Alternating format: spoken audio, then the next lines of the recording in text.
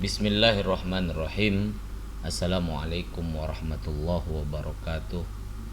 Alhamdulillah wa syukurillah wa salatu wassalamu ala rasulillah amma ba'du. Bagaimana kabar dosen semuanya? Semoga sehat walafiat, fit dan dalam kondisi prima untuk memberikan sentuhan terbaik kita pada kampus ini.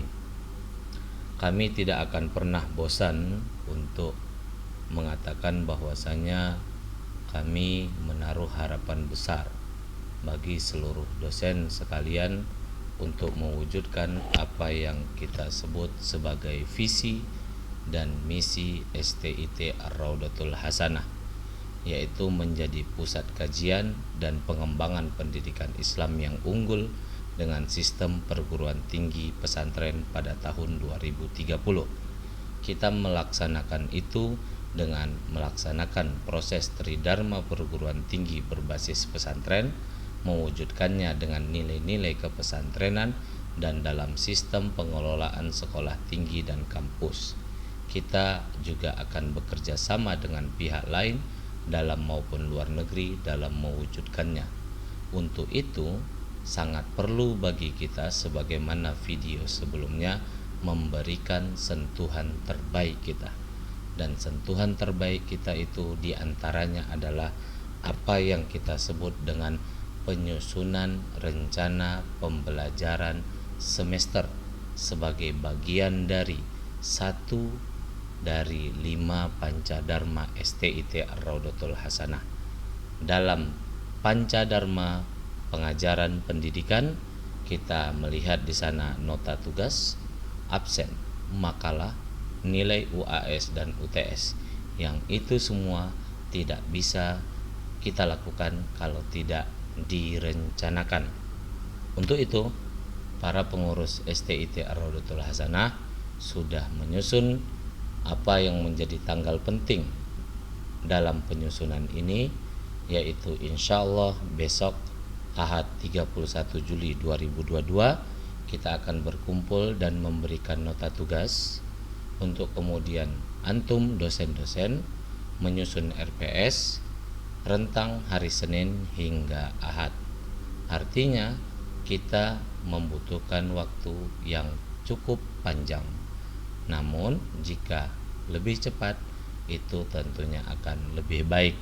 Nanti setelah antum menyiapkan RPS akan diperiksa oleh program studi tentang kesesuaiannya dengan visi misi program studi, dan juga akan diperiksa oleh penjamin mutu untuk menyesuaikan dengan visi misi STIT Ar-Raudatul Hasanah.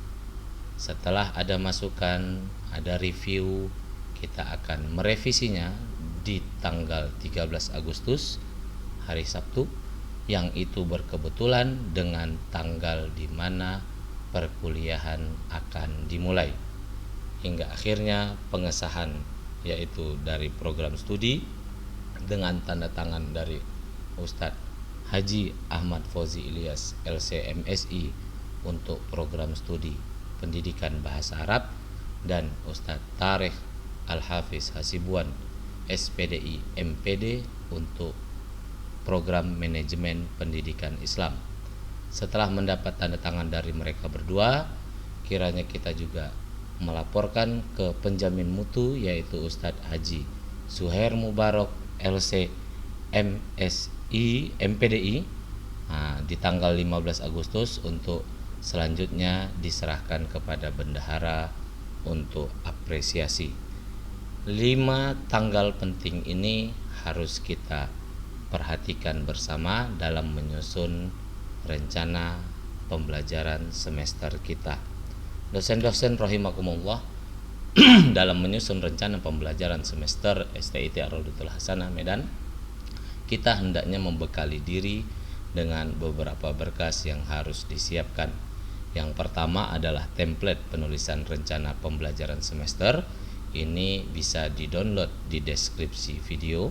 Standar kompetensi lulusan SKL dan capaian pembelajaran lulusan CPL program studi pendidikan bahasa Arab dan manajemen pendidikan Islam pada program tinggi keagamaan Islam yang dikeluarkan oleh Kementerian Agama Republik Indonesia. Ini pun dapat di-download di deskripsi video, dan tentunya kita butuh rancangan besar pertemuan kita dengan Mahasantri Mahasantriwati STIT Ar-Raudatul Hasanah yang berjumlah 14 dengan rincian 1 pertemuan pembuka yaitu dari kita dosen, 11 pertemuan materi yaitu bermetodologi, dan 2 kali ujian tengah semester dan ujian akhir semester. Dengan begitu kita berharap rencana pembelajaran semester di STIT Ar-Raudatul Hasanah semakin hari semakin baik.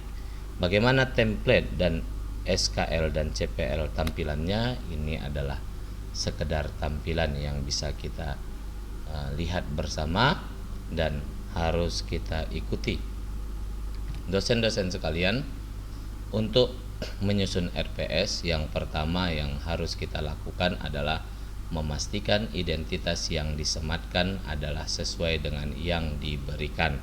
Karena apa yang akan kita susun ini adalah apa pula yang kita laporkan ke borang akreditasi STIT Ar-Raudatul Hasanah. Di situ ada lambang, ada identitas perguruan tinggi, program studi yang akan antum ajarkan, tahun ajaran yang harus disesuaikan, mata kuliah, nama mata kuliahnya silakan untuk dicek di masing-masing sistem akademik yang sudah kita berikan aplikasinya. Kode di sana juga ada kode mata kuliah, bobotnya ada 2 SKS biasanya. Semester yang akan kita ajarkan silakan ditulis dan di sana. Jika ada syarat yang harus dipenuhi oleh mahasiswa, maka tulislah syarat yang harus dipenuhi, yang itu biasanya adalah pelajaran berjenjang. Dosen pengampu silakan untuk menuliskan identitas antum sejelas-jelasnya, nama beserta dengan gelar, NIDN sesuai dengan yang telah diumumkan, jabatan akademik yaitu asisten ahli atau lektor atau hanya dosen tetap dan atau dosen tidak tetap. Dosen-dosen sekalian, untuk capaian pembelajaran prodi yang dibebankan pada mata kuliah itu kita hendaknya memberikan atau memetakan apa yang hendak kita capai dari apa yang akan kita ajarkan. Yang kita capai itu biasanya terbagi pada 4 hal. Ada sikap, ada pengetahuan, ada keterampilan umum, dan keterampilan khusus. Kita beruntung sekali ketika Kementerian Republik Indonesia menyusun apa yang mereka sebut sebagai Peraturan Direktur Jenderal Nomor 2500 Tahun 2018 tentang standar kompetensi lulusan dan capaian pembelajaran program studi jenjang sarjana dan perguruan tinggi keagamaan Islam dan Fakultas Agama Islam pada perguruan tinggi, yang itu bisa kita jadikan acuan untuk hanya memilih saja. Jadi dari mata kuliah yang antum ajarkan, antum tinggal memilih dari beberapa opsi yang mereka tawarkan. Gambarannya adalah sebagai berikut. Ini adalah file yang bisa antum download di deskripsi video, yang harus antum baca dan antum teliti betul, khususnya di poin nomor 3 yaitu CP, capaian pembelajaran program studi. Tadi sudah kita sebutkan bahwa ada 4 hal yang harus antum tuliskan dan tinggal antum pilih saja dari 4 hal tersebut yang manakah yang paling sesuai dari opsional yang diberikan Kementerian Agama berikut. Jika nomor 1 adalah bertakwa kepada Tuhan Yang Maha Esa dan mampu menunjukkan sikap religius sangat sesuai dengan mata kuliah ilmu tauhid yang diajarkan, maka CP 1 adalah CP-nya sikap yang akan antum dalami dalam mata kuliah itu. Jika misalnya menjunjung tinggi nilai kemanusiaan dalam menjalankan tugas berdasarkan agama, moral, dan etika, itu tidak masuk kepada CP sikap dari bahasa Indonesia, maka jangan antum tulis CP2. Artinya ini harus antum dalami betul, karena ini akan berkaitan nantinya dengan poin yang akan kita jelaskan. Ini adalah standar kompetensi lulusan untuk program studi pendidikan bahasa Arab, dan ini adalah standar kompetensi lulusan dan capaian pembelajaran lulusan jenjang sarjana program studi manajemen pendidikan Islam. Setiap dosen mesti untuk mempelajarinya secara baik, karena memang ini akan menentukan bagaimana lulusan kita nantinya akan menjadi baik. Dosen-dosen rahimakumullah, poin 4, poin 5 yang ada di rencana pembelajaran semester kita adalah deskripsi singkat mata kuliah. Deskripsi singkat itu adalah semacam sinopsis yang ada di buku, bahwa antum akan mengajarkan apa, untungnya apa, jika antum menguasainya maka antum akan menjadi apa. Itu perlu untuk antum cantumkan di deskripsi mata kuliah, agar mahasiswa-mahasiswa itu atau mahasantri-mahasantri kita mempunyai stimulus untuk mengikuti mata kuliah yang kita ajarkan. Adapun di bahan kajian ini kita tulis bukan referensi dan bukan daftar buku bacaan, melainkan hal-hal umum yang akan dikaji selama perkuliahan. Materinya bukan buku referensinya. Adapun perinciannya ada di setiap pertemuan. Dosen-dosen sekalian, poin ke-6 yang harus kita tuliskan adalah rencana pembelajaran itu sendiri, yang terdiri dari kemampuan akhir mahasiswa, indikator capaian, bahan kajian, metode pembelajaran, beban waktu pembelajaran, bentuk penilaian, pengalaman belajar atau aktivitas mahasiswa, media pembelajaran, bobot persentasinya. Kemampuan akhir mahasiswa kembali ke CP yang telah ditulis, apakah terkait dengan sikap atau tata nilai, pengetahuan, keterampilan umum atau keterampilan khusus. Maka inilah yang menjadi landasan kita kenapa tadi CP itu harus kita pelajari lebih dalam. Dosen-dosen sekalian, setelah kemampuan akhir mahasiswa kita punya indikator capaian. Indikator capaian adalah apa yang hendak kita capai dalam satu pertemuan mata kuliah. Gunakanlah kata kerja operasional taksonomi Bloom yang dapat diukur secara tepat, baik dari sisi afektif, kognitif maupun psikomotorik mahasiswa. Antum jika searching di Google kata kerja operasional taksonomi Bloom akan mendapatkan beberapa kata-kata kerja yang dapat digunakan untuk menuliskan indikator capaian tersebut, yang itu akan digunakan untuk mahasiswa dalam menilai kita, pengurus STIT dalam menilai kita, dan tentunya kita sendiri dalam merefleksikan kemampuan kita. Bahan kajian tadi sudah kita buat secara umum, maka ini adalah rincian dari yang telah diterangkan pada nomor 5. Semakin rinci semakin baik karena dapat membantu penyusunan modul. Adapun untuk makalah, bahan kajian ini adalah setiap subbab yang harus dibahas oleh mahasiswa.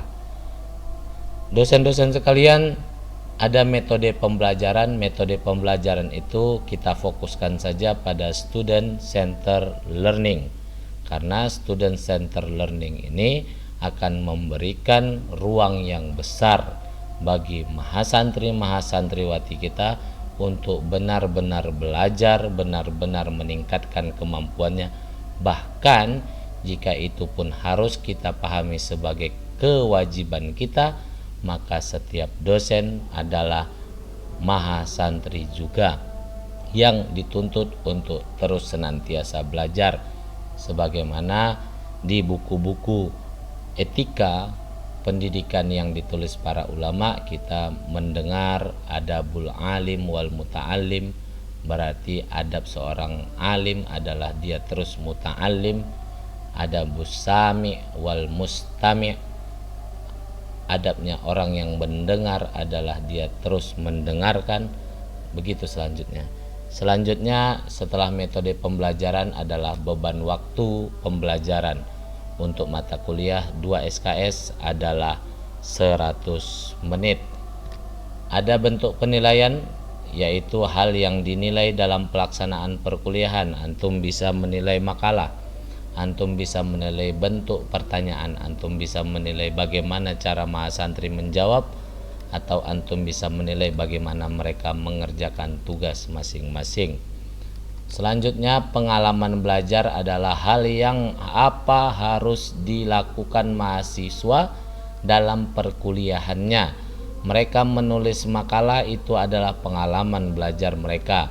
Mereka bisa bertanya, jangan sampai ada mahasantri kita yang tidak pernah bertanya selama hidupnya. Berdiskusi, mereka harus berdiskusi atau menjawab pertanyaan. Silakan antum lontarkan jawaban-jawaban yang bisa membuat mereka tercerahkan hingga pada akhirnya mereka menikmati dunia pendidikan ini.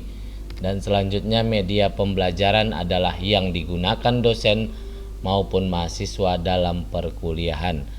Media pembelajaran bukan gedung, media pembelajaran bukan kursi, meskipun itu termasuk media yang kita gunakan dalam pembelajaran. Media pembelajaran di sini maksudnya bisa kita tuliskan buku apa yang mesti kita pelajari, atau makalah berjudul apa yang harus ditulis, dan apakah kita mewajibkan mahasiswa untuk membuat slide, apakah kita mewajibkan mahasiswa untuk membuat PowerPoint. Ini adalah media pembelajaran yang kita pahami. Dan selanjutnya, bobot presentasi adalah presentasi nilai yang akan diperoleh mahasiswa jika mengikuti pertemuan tersebut.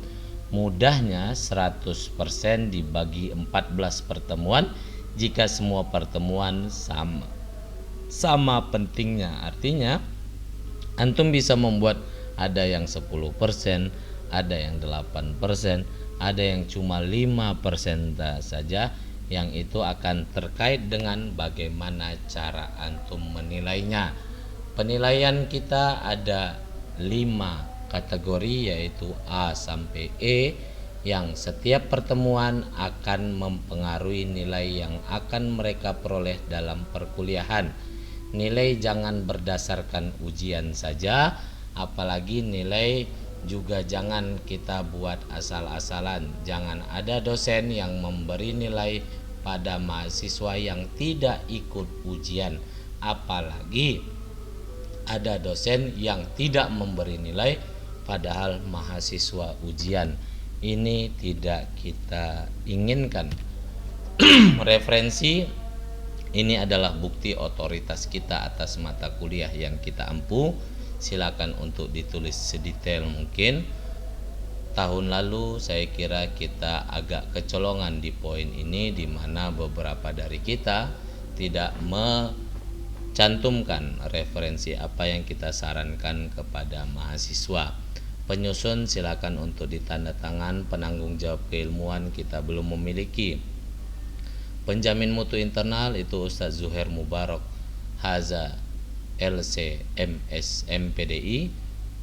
Dan kepala program studi silakan untuk, jika pendidikan bahasa Arab itu adalah Ustadz Haji Ahmad Fauzi Ilyas, jika manajemen pendidikan Islam itu adalah Ustadz Tarikh Al-Hafiz Hasibuan SPDI MPD. Dosen sekalian rahimakumullah, itu semua harus kita berikan sentuhan terbaik. Dan kita ingatkan kembali tanggal-tanggal penting penyusunan RPS ini.